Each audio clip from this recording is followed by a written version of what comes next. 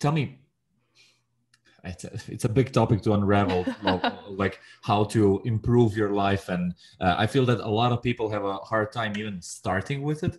And I feel that I've invested a lot of energy in the past convincing people that don't want to change themselves to start doing at least something. And although I do believe that it's the right idea and the right notion, I kind of changed it in the last few years, and I'm not pushing it that much to people who are kind of like, no, this is not for me. I just like suggest it to them and then leave them to their own if they're interested in it, right?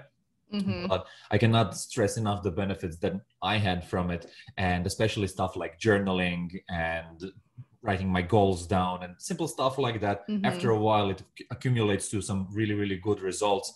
And you can notice after a while, like people who are not working on themselves, like have a harder time accomplishing things and kind of focusing down on them.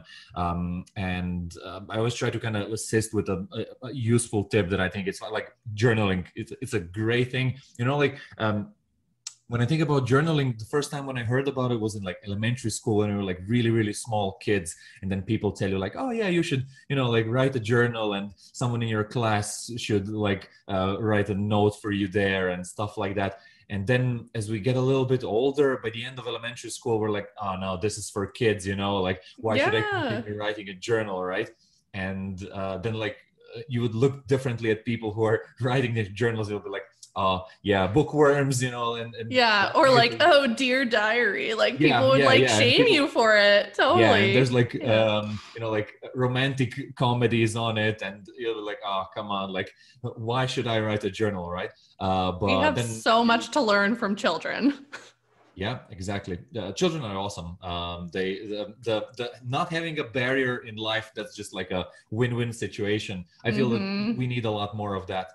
And when you start reading like personal development books, like Tony Robbins, for example, all of them encourage you to kind of write down what you're doing, and as you measure it, you kind of get closer to accomplishing it.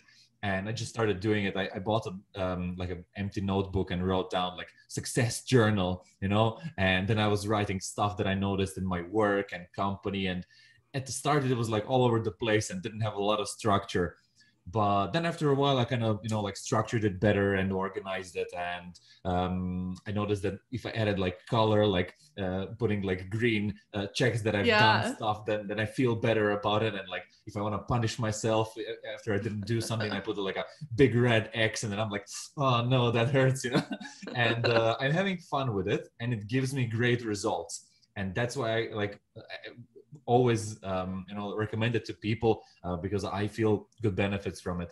And Mm-hmm. it's not something that can help you overnight, but one of the Mm-hmm. main things that helps me in the moment is if my, I don't know, head is overloaded with like 50 things, by writing just one page about stuff that I'm currently doing or thinking about, it gets like 70% easier at least, because I kind of like just brain You're dumped it not on a, carrying it. Yeah. yeah, and I can't explain it, but I feel a lot better. I'm like, all right, and nothing big happened. It just like transferred from mind to paper, and I visually see it in front of myself. It's a little bit more organized, and a lot of times I turn it into to-do lists and then just scratch things off that I did, and it helps a Mm-hmm. lot. Tell me, do you do journaling? Do you recommend it to your coaches, and how Yeah. does it work for you? I have a lot of different practices that I do to support myself in that way. And journaling is one I've had a complicated relationship with, but I do really love it. And I think that complicated relationship has come from some of that conditioning that you were kind of speaking to, where people, you do it as a kid and you get made fun of like writing in your like dear diary, and then you feel shame around it and you don't want to write in it again. Or I know that was like one issue for me. And then another issue that I kind of had to move through with journaling too was this thought that I needed to have, it's perfectionism. It's this thought that I needed to have all my thoughts fully formed and perfect before I Yeah, wrote them down. yeah. So that would stop me too. Like if I wrote messy, or if I like had to cross things out or whatever, it was just like so much judgment on Mhm. my thoughts. And it's just like, you just need to get it out of you. Yeah, So, yeah.